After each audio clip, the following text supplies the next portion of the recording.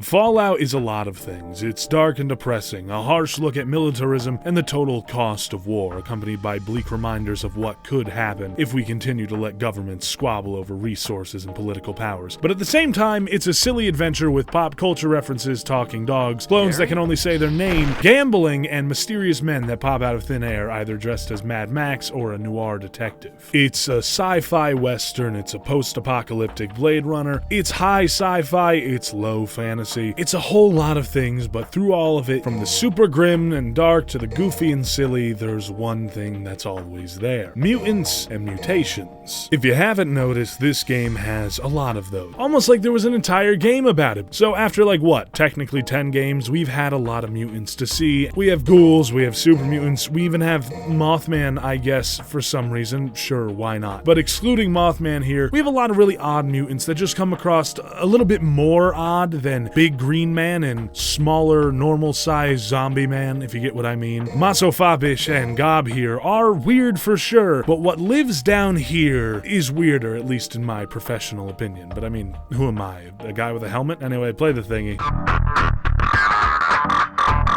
Well, I bet you didn't think vampires would be the first thing I talked about in a video about sci-fi mutants. Unless, you played Fallout 3, which you probably have if you're watching this video. But remember a few seconds ago when I said what lived down here was weirder than zombie men? Yeah, well, the answer to the question of what lives down here is vampires. I know, crazy, right? We meet the vampires in their starring role in Fallout 3's Blood Ties quest when you come face to face with a faction called the Family. A group of people with, at the very least, a small mutation where they need to feed on other people. Basically, they are mutated humans where instead of all of the net negatives from normal cannibalism, they only have net positives. Except, of course, the net positives are only on the physical level for the vampires. Because, eating people comes with a whole host of angry people who are at least slightly upset you are literally eating other humans. So, one of these mutant cannibals rounded up as many as he could find and formed the Family, a smallish vampire cult that teaches people to be mutant vampires and not mutant cannibals. On an unexpected note, there's actually a nice ending for this quest where you don't have to be either Reinfield or Van Helsing, and instead, you can mediate between the Family and the nearby town they've been attacking, Erifu. The good ending has the people of Erifu being safeguarded by the Family, and the people of Erifu just have to donate blood to them. For what it's worth, all in all, Vance, for being the leader of a vampire cult of mutants, is actually a very reasonable dude. Now, what's so good about being guarded by these vampires? Well, as I hinted at a little bit ago, these vampires have a bit more power than just being built to drink blood. Yeah, it turns out they probably have more than a teeny tiny mutation that absolves them of the sins of cannibalism or whatever. Yeah, they seem to have a bit more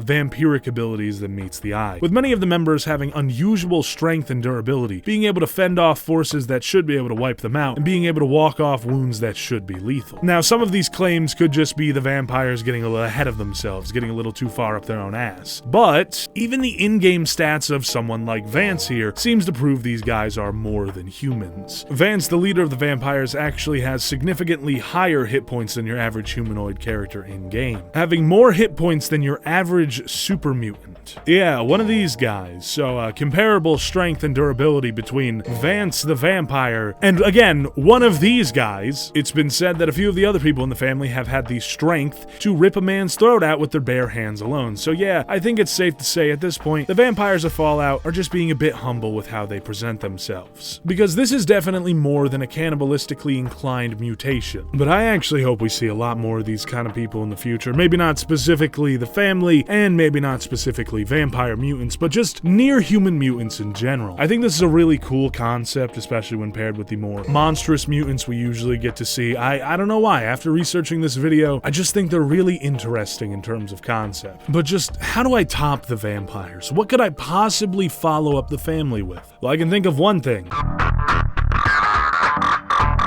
Don't worry, I'm not about to deliver some crack-ass theory about how the aliens of Mothership Zeta are actually mutants. First thing I'm going to be talking about is actually not really an alien at all. Kind of like how the vampires aren't actually vampires, but still looked and act like vampires, and I don't know, maybe smelled like them too. The same could be said for these, but with aliens, and of course, if you know Fallout, you know what I'm talking about. I'm referring to the mutants that are so alien that many people of the Wasteland actually think they are aliens. Fallout's wanamingo. Wanamingos. And I mean, can you blame them? Can you blame the Wastelanders for thinking that these might be aliens when they look like you strapped a xenomorph's head onto 2 legs and told it to walk? Now, these things are kind of mysterious. We have not a lot of in-game info for them. The Wanamingos are some sort of pre-war FEV experiment gone very, very wrong. Or, well, I mean, maybe very, very right. This is pre-war American military we're talking about. They probably like these guys in concept quite a bit. But if we look at some out-of-game info, our favorite twice the size of a normal human aliens are just all dead. Gee, thanks. I was almost having fun for a second. Good thing you put a stop to that. Yeah, apparently some people behind the scenes, I'm just gonna say some people because I don't want to sound like I'm directly yelling at a specific person, even though I am, just really hated the Wanamingos because they were too fun and interesting, I suppose. I guess for them, they just seemed too out of place. But like, this is the same game with weird-looking alien creatures like the floaters, which I'm only briefly mentioning because they're nasty and I don't like them. I mean, look at them. But these things look just as much alien to me as the Wanamingos do. But, you know, these are fine, I guess. Both are even probably made with FEV, but I guess the look of the xenomorph head was just too much for the guy. But I mean, come on, saying that all the Wanamingos had a secret kill switch implanted in them that killed any remaining members of their species after the chosen one was done fighting them. Like, imagine if somebody was working at id Software and they said, you know what, I hate that the Caco demon has just the entire face from this D&D monster, and force them to all look like Cacos from Doom 3 forever. Now that wouldn't fly now, would it? But I mean, hey, whatever. Last time we saw them was when Bethesda added the Wanamingo plushies in Fallout 76, and you may see the issue I'm seeing here as well. But Bethesda? That's not a Wanamingo. I can see you based it off the design from the unused Fallout 3 Wanamingos, but those didn't look like Wanamingos either. Bethesda, please don't do this. Please don't make this real. I'm begging you. You either need to never use these again or keep them alien. Please, either leave them dead or have us fight giant xenomorph heads, because nothing in between those two options is good. Anyway, speaking of aliens, oh my god! Oh. See, these are the abominations of Fallout 3's Mothership Zeta DLC, and they have very good names. They have very accurate names. Now, I wasn't going to include these at first because I always thought that these were some weird pod people that came from mixing alien and human DNA. But apparently, according to a few surrounding resources, the aliens are actually turning abducted humans into these monsters, which is way more horrifying than initially thought. So yeah, these guys were actually just humans at some point, but now they are abominations, which means that these guys are most certainly mutants in some way, shape, or form. This is genuinely one of the nastiest ideas in the series. I mean, making one of these in a tube is bad enough. They just point and scream at you when you're spotted and then attack. There's really nothing going on behind those eyes. But the idea that whatever evil process the Zetans can use on these people can just warp humans into these abominations, I just really don't like that idea. I mean, I do in a horror sense, but in a real world sense, I really hate that idea. I mean, just look at them. Their organs are bulging through their skin, and you thought super mutants could be body horror. Oh, and I just want to say that I'm actually super glad they went with this design. Some of the concept art shows really different ideas of what a human-alien hybrid monster should look like, and I feel like while those are good, especially the more humanoid ones, I feel like the uncanny nature of this final version sells the alien aspect way more and is way more creepy. I mean, these designs could easily come from Fallout's Earth. These are no more crazy or more alien than any of the Centaur designs we've had, unless we're talking about the Thing. Then I guess in that case, the Centaurs are just as alien. But speaking of horror, our next mutant is up, and we've got...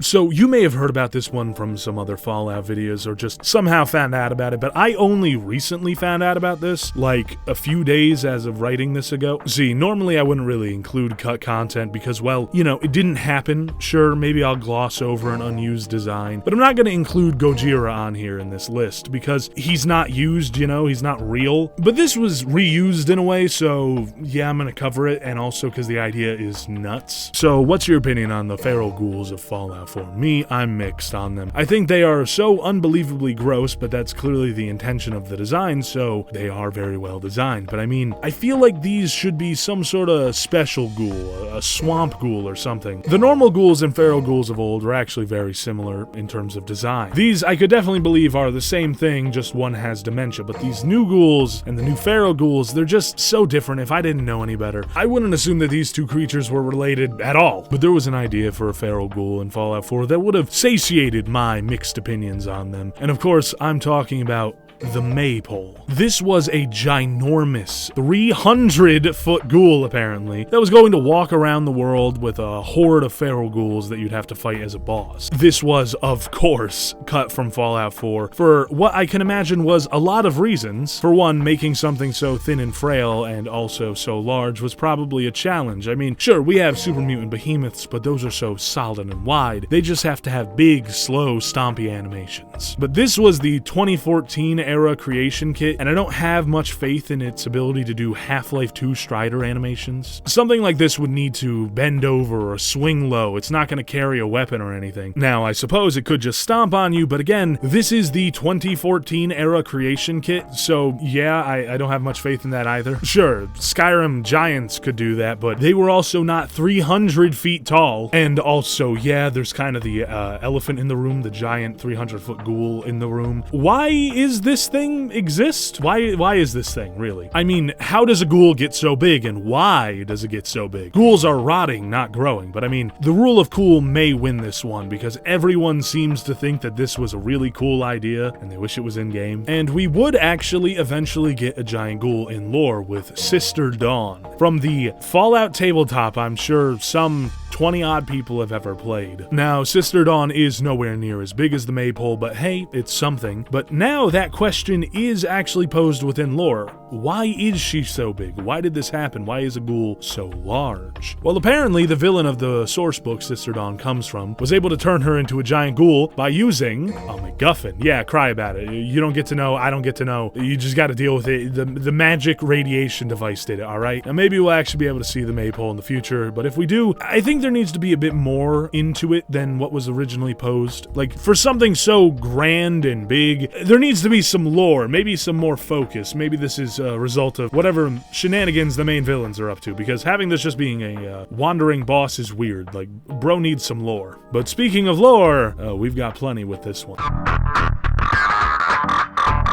Do you get it? Do you get it? Do you get it? Do you understand the joke from the title card? Anyway, I'm talking about the various mutated humans from Fallout 3's Point and Lookout DLC, the Swamp Folk. These guys are really weird because they're another case like the vampires where they aren't really like another species yet, like ghouls or super mutants, or at least considered another species. They are still humans, they're just not exactly normal. See, the Swamp Folk are sort of the natural inhabitants of Point Lookout. They are the way they are due to mutations and, well, being just really inbred because, yeah, they are from the south. Now, yeah, these guys have some obvious deformities, and some of these guys are just sort of weirdly large, but they are still very close to being human, which is what makes them stand out so much. There are a few NPCs in Point Lookout that are actually technically swamp folk. Yeah, these are not humans, these are swamp folk. They just sort of came out normal, I guess, lacking the physical and mental traits of the rest of them. So to us, they appear as normal, regular people, but still technically on a genetic level, I guess, this child is one of these dudes. The swamp folk can not only be traded with by people they deem the locals, but they can also speak English and often do. Get you, girl! Gonna get you, girl!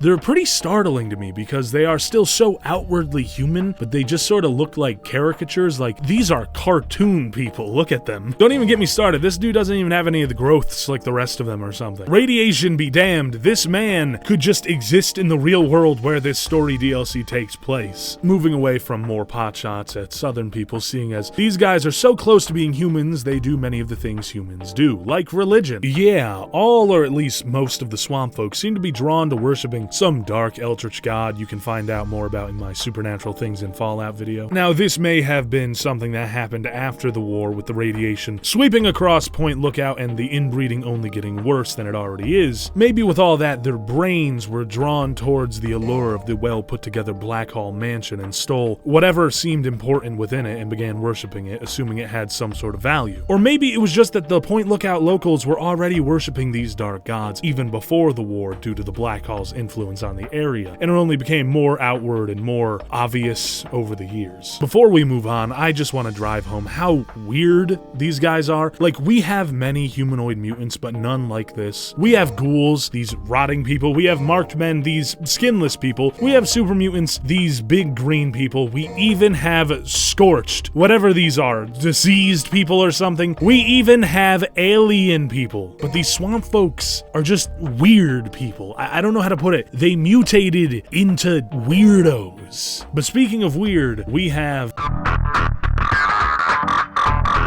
Yeah, I'm just ending this video off with Fallout 76 in general, because what the hell is going on over there, for the love of God? I mean, the list of the most outrageous creatures is still ever growing, and I can't tell what is and what isn't supposed to be a mutant at this point, because for some reason, Bethesda is just straight up addicted to cryptids. Sure, fine, Mothman, I'll give you that one. Fine, Mothman. Mothman's really big in West Virginia, I get it. But, we don't just have Mothman, we have Wendigos, and, oh wait, what was that? The Wendigo Colossus! Mole people, little creature dudes. I thought we vetoed that back in, like, what was that, Fallout 1 or something? I thought we said no, but not anymore. We got, the Blue Devil, aka a whole ass werewolf. But I mean, I guess it's just like a wolf deathclaw. But speaking of devils, they just added the Jersey Devil, and of course, the legendary Lesser Devil, my favorite. No, the legendary Lesser Devil. On top of that, on top of the Lesser Devil, you can just fight the Grafton Monster. I get it, Bethesda! And stepping away from mole people in urban legend, there's the Scorch Beast, which is like the mascot of the game, I guess. I've played it. There's a lot of these. It's just a radiation dragon. It's made out of bats, I guess, which is cool. Sure, why not? And hold on, not to outdo the Scorch Beast, we have the Mega Sloth, and heaven forbid, we look at the Overgrowth. Why does it look like a Mirelurk King got trapped in Vault 22? Tell me. Why is it in New Jersey, for the love of God? What did New Jersey do to deserve this? And finally, the last one, the Interloper. Now, you see, the Interloper here is just a model in game. It's worshipped by a cult. Don't worry, you don't have to fight it, and it doesn't move, because if it did, I'd cry. See, this is very clearly supposed to be some sort of Lovecraftian monster, because Bethesda has an even worse addiction to Mr. Cool Air than they do cryptids. But the thing is, no matter how much Lovecraftian stuff they sneak into Fallout, they can never come out and say it's all real. So while this is definitely meant to be some sort of horror from outside of time and space, this still needs to be a mutant canonically or something. But what could this possibly be mutated out of? What made that thing? And with the Interloper, the video is over. The video ends right now. I'm done. Follow my art social medias because I make art. I think it's pretty neat. You should too. Anyway, I'm out of here.